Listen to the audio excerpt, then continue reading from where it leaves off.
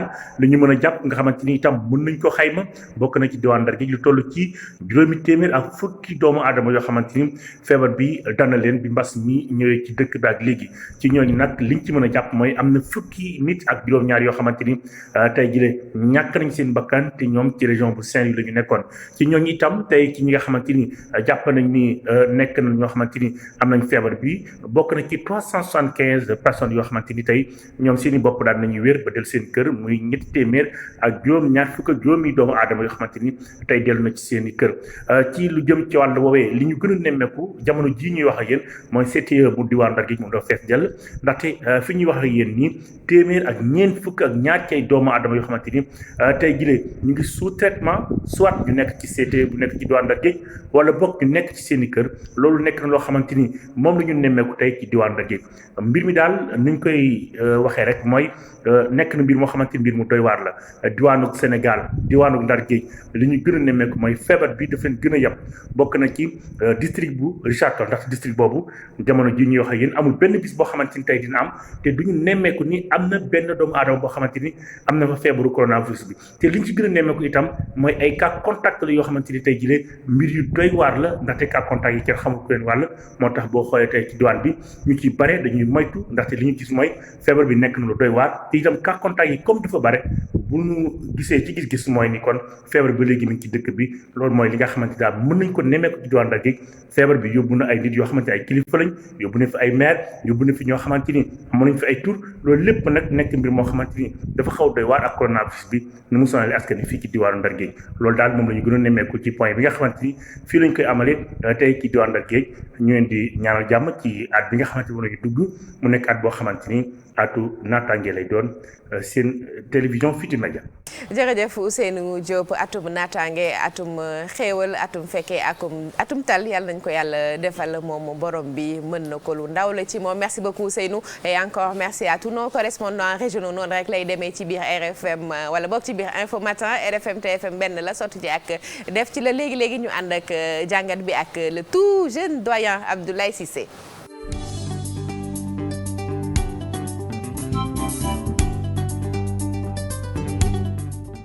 ayca tey Serigne Cheikh moo sàlloo dalal bi doyen bismillah. doyen dalal nga ko sànq tey jii nag ñuy waxtaan ci 2020 bi xam nga ni 2020 bi atum mbas la gis nañu nag bi mu ñëwee dafa àndoon ak ay restrictions yu bare waaye gis nañ ci tamit lu ñu woowee défiance boo xamee ni askan wi dañ ko doon def ci nguur gi. mu mel ni que dara yombul woon te yemul rek ci wàllu boobu tamit même ci wàllu justice tamit gis nañ ko fi ay tribunal yu ñu attaqué mel ni at mi doyoon na war loolu Ablaye. waaw xam nga liy lal exaspération populaire léeg-léeg dafay dem ci yaakaar ni li ñu lay teg ñi la koy teg ñoom ci seen bopp jëfewuñu ko te loolu bu demee ba dugg ci xelu nii na rek day indi doyadal kilifteef kàddu bu kilifa nit ñi bu ñu demee ba di ko bëgg a teggi dañuy yaakaar ni parce que li ñu leen di teg ñi leen koy teg jëfeewuñu ko loolu mooy indi défiance bu mel noonu am na épisode yoo xamante ni yu regrettable la yu fi jaar ci at mi image yu kenn bëggul gis parce que li ñu bokk ñun ñëpp mooy autorité ci suñu sécurité ñi ko yor mooy takk der yi gis nañ fi image mbooloo di dem ba xatraay bay dàqe ay alkaati ñuy daw loolu au-delà de l'image du symbole dafay nasaxal li nga xamante ni moom la ñu bokk ñun ñëpp muy kilifteef bi nga xamante ni en tout état de cause ak lu mën di xew état dafay war a taxaw pouvoiru état dafay war a taxaw kenn amul intérêt suufeel ko sofantal ko même bu ñu la tegee loo xam ne nii neexu la parce que loolu la ñu bokkee ñun ñëpp te nit muy borom maqaama bi muy borom dayo bi muy ki nga xamante ni nii ku mel ni man la li ñu bokkee ñun ñëpp mooy bu ñu jàqee dañuy dellu ci benn police muy première étape deuxième justice ñooñu ñoo lay delloo sa dignité donc kenn amul intérêt di salfaañe autorité wu les corps habillés comme ni ñu koy waxee wala yegg ba ci justice dañuy faral di wax ni sax kenn du commenter décision justice loolu xëy na wax bu yàqu la mais li tax ñu koy wax mooy du ñu bëgg li nga xam ne moom la ñu bokk ñun ñëpp te mu war ñoo delloo suñu dignité bu ñu defee ba pare ñu xarab ko sofantal ko te loolu baaxul mais exaspération populaire bi li koy indi léeg-léeg dañuy bàyyi mbir di ko bàyyi ba mu dem ba nit ñi amatuñu pexe. maanaam daal li ñuy duppee bayal. waate gis na épisode bu mujj ci wàllu exaspération populaire te ñu ngi koy seetaan te xamuñu lu mu mën a jur. par exemple grève bu transporteurs yi bu nit demee ba am sañ-sañu ne dama bëgg li nga xam ne yéen ñëpp a ngi ciy teg bët te ñëpp xam ni moo fi ne muy tracasserie policière mais bu ñu nee policière mooy corps habillé yëpp muy police muy gendarmerie muy douane ak leneen mais ça ne veut pas dire que ñoom ñëpp dañuy teg ñi ci tali bi ay tracasserie ku ne xam na li transporteurs yi di daj ci tali bi rawatina transporteur u marchandise wala ay camion ak yooyu même yow boo nekkee ci circulation bi yor sa oto da ngay gis ni ñuy arrêté camions yi léeg-léeg dañ leen di arrêté boo xamante ni yow sax dina daw seeram parce que léeg-léeg ñu arrêté boo xam ne day bloqué circulation bi biir dëkk bi sax mun nañ di arrêté ay camions ci ay rond point te ki leen di arrêté toppatootul circulation bi boo jëlee ñu mel ni ki mareyeurs yi parce que amoon nañu fi ay problèmes yu rëy ci 2020 bi ci li ñuy wax ci pesage yeeg yooyu amul mareyeur boo xam ne dafay yeb jënam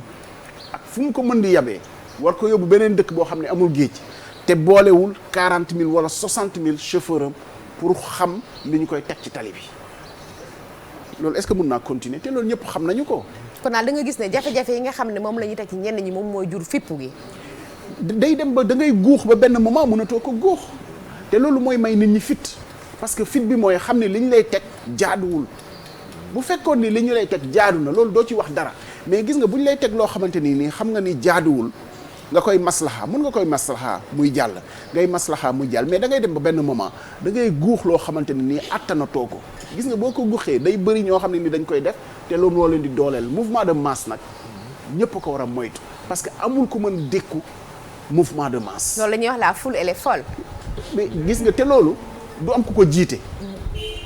c'est-à-dire fipp la rek boo xamante ni nii daaneel na ay gouvernement fu ne ci àdduna bi ak gouvernement yi gën a restrictif printemps arabe gis nga ko ay gouvernement la yoo xam ne nit sañu foon a sëqat Tunisie Ben Ali nit daaw fa sañ a sëqat waxuma la bay manifester mais guux bu ëpp bi mooy indi loolu te guux loo xamante ni nii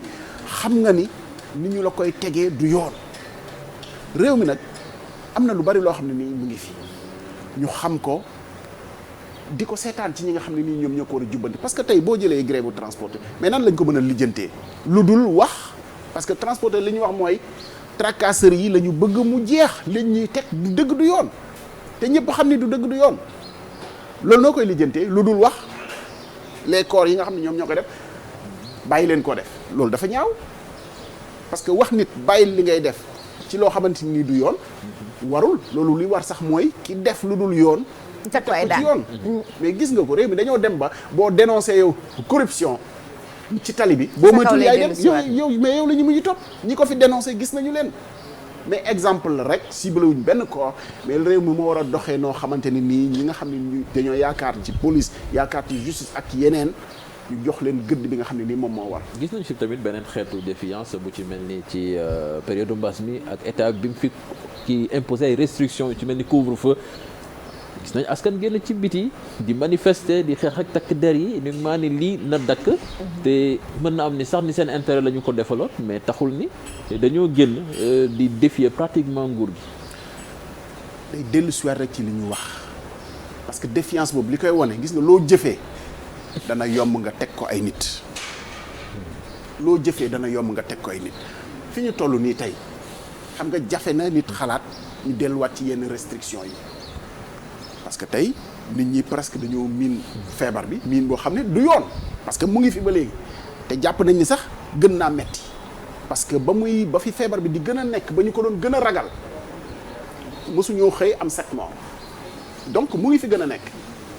tey lañ ko war a gën a moytu mais xëy na am na loo xam ne pour tegaat ko nit ñi dana metti parce que jëfewuñu ko défiance boobu li ko indi bokk na ci li ngeen may teg yéen defoo leen ko. maanaam daal kuy digle ca ngaay da ngay sangu. parce que aussi ci même période bi biñ ci génnee président la def na tournée économique boo xam ne mais il a mis les mesures barrières par terre xam nga loolu soo ci demee mënatoo wax sa askan moytu leen parce que boo ko jëfewul day jafe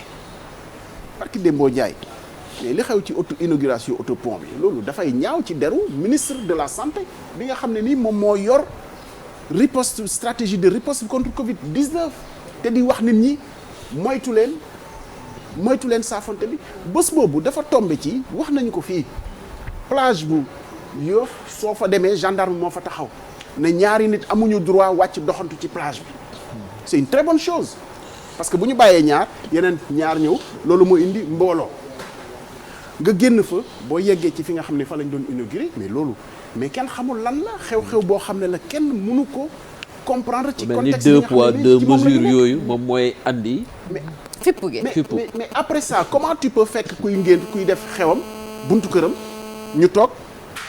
ñu ne leen noo du ngeen ko xew parce que lang nañ fa lang goo xam ne man dama ko seede parce que dama fa romb ci moment boobu ci loo xam ne nii masque mu wax dëgg fa yàlla tumuranke na fa mbumbaay saafonte ci contexte bi ñu nekk nii. kon daal yow da nga gis ne li nga xamante ni si kilifa yi ñu ngi ciy woo pour ñu doxale ko ñoom ñoo ko war a njëkk a doxale ñun ñu topp ci ginnaaw. mais ça ne veut pas dire que buñ ñu ci woowee waruñ koo def ñun li tax ñu war koo def mooy moo ñuy sauver mais il renvoie un mauvais exemple dem nañu ba ci anniversaire du président de la République warul même soo nee man ni ma ko defee respecté naa mesure barrière xoolal prestation de serment président bu Burkina Faso. quand même ak lu mu mën di doon feebar bi sew na sew boo xam ne jàpp nañ ni sax respecté ci mesure barrière toog nit toog xëy na sauvé wu la précaution la mais am na ñoo xam ne bi feebar bi tàmbali léegi génnutuñu woon seen kër pourtant fa la leen feebar bi fekk mais baray leen am na mag yoo xamante ni musu bi avant feebar bi sax génnatuñu woon amuñu capacité génn. maanaam feebar bi dañ leen ko indil ci biir kër gi. waaw mais loolu yëpp li koy indi mooy gis nga ko on n'est jamais trop prudent ci loo xam ne nee nañu wàlleen bi dafa sew donc dañ koy war a bàyyi xel mais dafa jëm ci joxe exemple bu baax pour nit ñi mën cee roy mais boo ko sofantale yow mi ko jiite vraiment doo ko mën a dugal ci bopp nit ñi nag ñooy war a xam ne mu ngi fi ñu moytu. daw baraw ci ngóora la bokk te gis nga la ñu doon wax feebar bi du feebaru borom barke bu borom barke bi taxul mu rëcc poche bu diis taxul nga rëcc lii rëccal nit ñi wax nañu ko répété ti ko mooy ñu moytu woon saafonte bu bari bi ci suñu aada la waaye nag defe naa joxe loxo xewi na ci réew mi donc lu ñu bëgg mën nañu ko maintenant bu ñu amul royukaay ci li nga xam ne ni moom la ñuy digal ñu xam ni loolu moo fi nekk doxal ko suñu bopp loolu rek la daw baraw ci ngóor la bopp. mën nañu am yaakaar tey ci discours président mu sonnewaat encore l'alerte delloowaat yokku ñaax comme ni mu ko defee woon barki démb ci kàddu yi mu yëkkati woon. non moom sax il l'a fait et refait et refait et c'est une très bonne chose moom xëy na jël na mesure yëf yi parfois rek day nekk en contradiction ak ni nga xam ne noonu lay jëf de tous les jours mais loolu xëy na nit moo matul rek mais ci comprendre ni feebar bi graaw na te xëy na li tax mu gën a graaw président fi muy xalaatee mooy bu ñu demee ba war a yeggaat ci ay restrictions réew mi attanul yenn restrictions yi ci wàllu économie ci dundinu social parce que am na loo xam ne xëy na teg ko nit ñi buñ ko attanul duñ ko mën a assimiler te foofu nañ ñaan yàlla ñu bañ faa mës a egg fu ñuy demee ba naan léegi nag bopp sa bopp wala bu kenn génnati yeneen réew yi ni ñuy defee gis nga ko yéen am na réew yoo xam ne tey habitué nañu ci ba xër ñett ñu ne waat confinement 2 semaines tàmm nañu ko pratiquement. dañoo dem ba dañ ko miis dañuy xool léegi ci jauge bi rek fu feebar bi toll ñu ne 2 semaines de confinement encore bon les gens. mais xëy na foofu travail à distance yomb na fa télétravail yomb na fa mais fii boo xoolee ne secteur informel bi lu bëri ci la reposé confinement boobu du loo xamante ni si xëy na. loolu sax saafara buy jur jafe-jafe lay doon souvent argument facile la parce que gis nga confinement yombeewul fenn. gis nga souvent ñi nga xamante ni ñoo gën a développé ñoo gën a soxla yi déplacement ci seeni activité ak yooyu même bu dee télétravail ci ñoom la gën a yomb parce que outil yu gën a moderne la. mais au moins Abdoulaye ñooñu ña ngay faral di denc sax loo xam ne suñ tëjoo dinañ ci mën a dund. contrairement ak koy confiné fii mu dee xiif ci biir. waaw mais gis nga ko li muy yàq mooy. ña dépendre ci économie boo xam ne dañoo soxla nit ñi génn pour ñëw. xoolal liy restaurateur depuis mois de février ci yenn réew yi. yaakaaru dara lu dul seen état dimbale leen parce que ñoom seen activité yàqu na yenn plateforme de logistique yi demoon nañu ba am na réew yoo xam ne dañoo jël ay centre yoo xam ne ni ay sans papier ñoo fa nekkoon travail contre régularisation parce que def nañu confinement nit ñi génnatuñu bu ñu demee ba foofu ñoo xam ne situation bi garaaw na moytu rek moo fi sës. ay ca bokk mu nekkoon jàngatu doyen Abdoulaye Cissé.